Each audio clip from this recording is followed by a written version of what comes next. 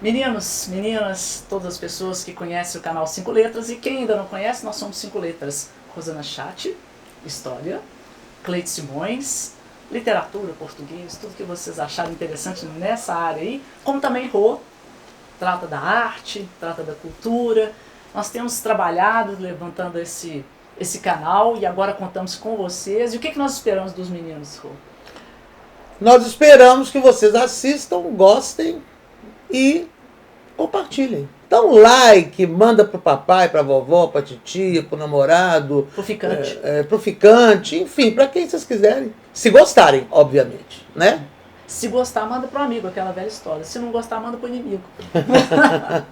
Mas é isso, olha, estamos de volta. Né? Realmente depois da pandemia, em que foi necessário esse isolamento aí durante algum tempo, né, por uma questão de segurança, mas estamos todos aqui, muitos de nós, né, estamos aqui e com muita vontade, né, de fazer o trabalho e cada vez melhor. Bom, e nós estamos aqui hoje para reiniciar o nosso trabalho com um tema muito bacana, contemporâneo, não é, Rô? A Rô tem um suporte aí da história, nós estamos aqui com uma amiga muito querida, que é a Camila Similiana, que também é uma historiadora. Camila fez a graduação, fez o mestrado, fez o doutorado, agora ela está fazendo o pós-doc. E ela escolheu um recorte maravilhoso, que é o que vamos tratar hoje, que é a questão do sistema prisional. Dentro da perspectiva histórica, da perspectiva sociológica, nós estamos assim, maravilhados. E lembrando que o trabalho dela é um recorte no sistema prisional, mas tem uma pegada muito bacana, porque ela trata do sistema prisional como um elemento de exclusão social. Isso. Eu acho que isso é um ponto básico para vocês quererem assistir. Né? Não é ficar aqui só definindo o que é uma cadeia, não. É trabalhando a cadeia na qualidade de alguma coisa que gera exclusão. Exato. Né? Você tocou no ponto, né? Tocou no ponto. E olha, esse tema é tão vasto, ele é tão bacana, que eu gostaria primeiro de fazer uma pergunta para você, Camila. É uma pergunta séria. É uma pergunta séria. O que é o trem de doido que todo mundo fala? O que significa isso na sua pesquisa, dentro do que você já descobriu por aí? O que é o trem de doido?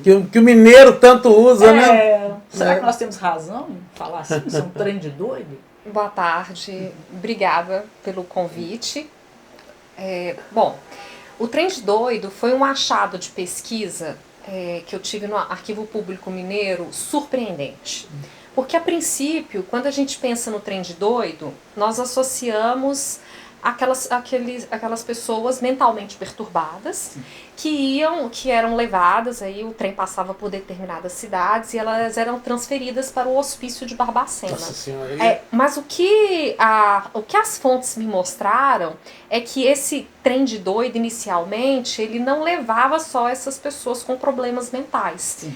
Ele levava muitos presos das cadeias locais e não necessariamente pessoas loucas ou loucos que não fossem criminosos. Misturava tudo? Os indesejados. Os indesejados. Quem eram os indesejados? Exatamente. Então, o que a documentação mostra muito claramente, inclusive os relatórios da chefia de polícia, que era aí são relatórios anuais, falam disso abertamente, era que inicialmente o hospício de Barbacena ele desafogou ali a presença dos indesejados nas cadeias. Sim. Mas não havia muita diferenciação. Podia ser desde aquele louco que foi recusado pela família ou pelas instituições de caridade ou Santa Casas, podia ser o louco criminoso ou podia ser o criminoso comum. Por quê? Porque você aí, nesse momento, você não tem instituições bem estruturadas, penitenciárias bem estruturadas, que pudessem receber essas pessoas. Deixa eu te interromper um pouquinho. Sim, claro. Você falou, naquele momento não há instituições bem estruturadas. Fala para o nosso ouvinte que momento é esse?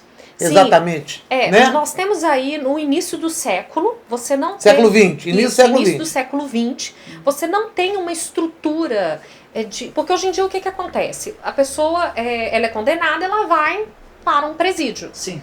Naquele momento, embora a previsão fosse essa, aqui em Minas Gerais, no Rio você tinha, em São Paulo você tinha, no Rio Grande do Sul, mas aqui em Minas Gerais você não tinha essa estrutura ainda. Você tinha algumas instituições prisionais de maior porte que se destacavam, por exemplo, a de Juiz de Fora, mas não havia uma estrutura adequada para receber os condenados. Então essas cadeias locais, elas muitas vezes... A pessoa ficava lá, ela até podia ser ou inocentada, podia ser condenada, ela simplesmente permanecia ali, mesmo depois de condenada. Aí as pessoas perguntam, e a cadeia de Ouro Preto? A cadeia de Ouro Preto, ela foi um símbolo importante ali durante o período colonial.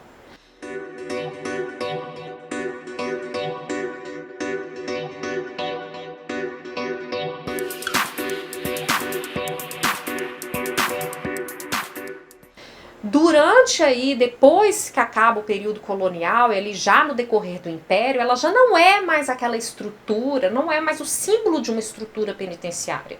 Ela sequer ela não desfruta desse caráter nesse momento. Então você não tem para onde enviar esses presos.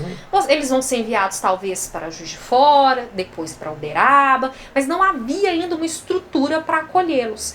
Então o Hospício de Barbacena, ele vai acabar servindo como um lugar para que eles fossem encaminhados. É mais ou menos como era a Nave Louca que vocês na história... Ou não? Era, que era um barco, né? A Nave Louca era um barco. Agora eu penso que eu penso que sim. Eu É? penso que sim. Só para o pessoal entender, né, pessoal? Porque a gente estuda na história a Nave Louca e é uma coisa aterrorizante, né?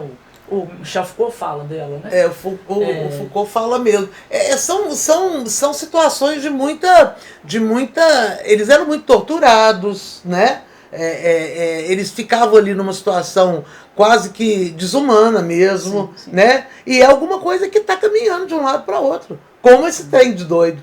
Então né? é uma tortura de caráter duplo, porque além de estar... É uma tortura anunciada. Sim, não, e veja Né? bem, além de ser condenado, ficar preso, incomunicável, vem a questão dos maus tratos mesmo, né? E aí você fez uma questão que, para nós que somos da área de língua portuguesa, é algo muito interessante.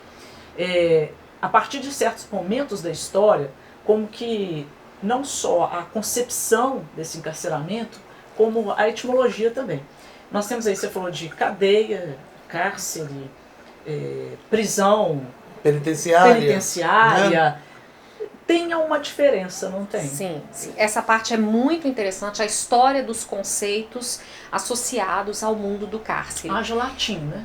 Grande parte. Haja latim. Sim, a maior parte, a não ser aquela prisão que tem em Congonhas, não é Congonhas, como é que O vocês falam? Aljube? Aljube. Sim. Ali é um espaço, a ascendência árabe, né? Sim. A etimologia aí aponta para outra área geográfica. Para outro ponto. Mas a caracterização a partir do período histórico, você poderia nos ajudar a compreender Sim, isso? claro. Nós temos aí alguns termos relacionados ao cárcere que eles evocam ali as primeiras construções relacionadas a isso lá na antiguidade. Não é? Antiguidade o quê? Grega, romana?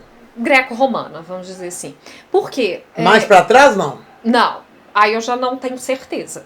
Mas não devia ter mesmo. Não. Eu falo com segurança. Qual que é a diferença? O que a gente tem que tomar cuidado é que a ideia de cárcere na antiguidade não é que não existiu, né? Às vezes as pessoas falam assim, não, mas isso sempre existiu.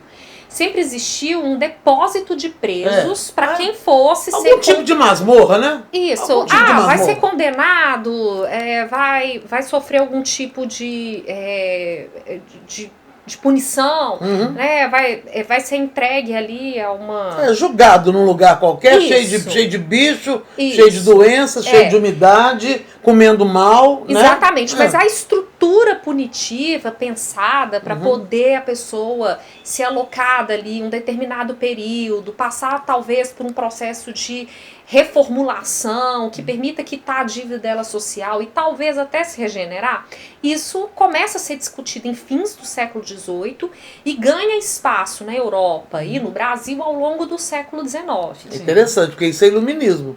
Antes do iluminismo, você só tem pena de morte. Exatamente. Então não há que se discutir o tamanho da pena, o tamanho da punição, porque ele vai ter para ele um caminho só, a morte. Olha, não é isso? Não é porque eu estou diante de duas historiadoras, não, mas eu vou dizer para vocês, a história é muito bacana, né? História? A compreensão. História é bárbara. Né? Não, história é bárbara. Mas é realmente assim, o detalhe como ele faz diferença. Porque ela está falando, isso começa a mudar, desculpa te interromper, Camila, Claro, só um minutinho, entre aí final do 18 e início do 19. Exatamente o momento em que as ideias iluministas, que crescem a partir do final do século XVII, né? e elas vão se adensando no século XVIII, é exatamente o momento que elas começam a vir para o plano prático. Sim. Né? Tem uma Revolução Francesa, mas a Revolução Francesa ela marca mais, ela é um ícone mesmo, porque muito do que a gente conhece hoje, a gente tem mesmo uma herança da França. E é ali que você começa a perceber a tal da teoria dos direitos naturais. Estou errada, Camila? A teoria dos direitos naturais é mais velha do que eu. Sim. Ela não busca origem no iluminismo. Antiga, né? Ela busca, a origem dela está lá. Que coisa, hein? Ela busca a origem dela lá na antiguidade. Sim. Mas qual é o momento em que a gente pega isso e traz para a prática? É a partir do iluminismo.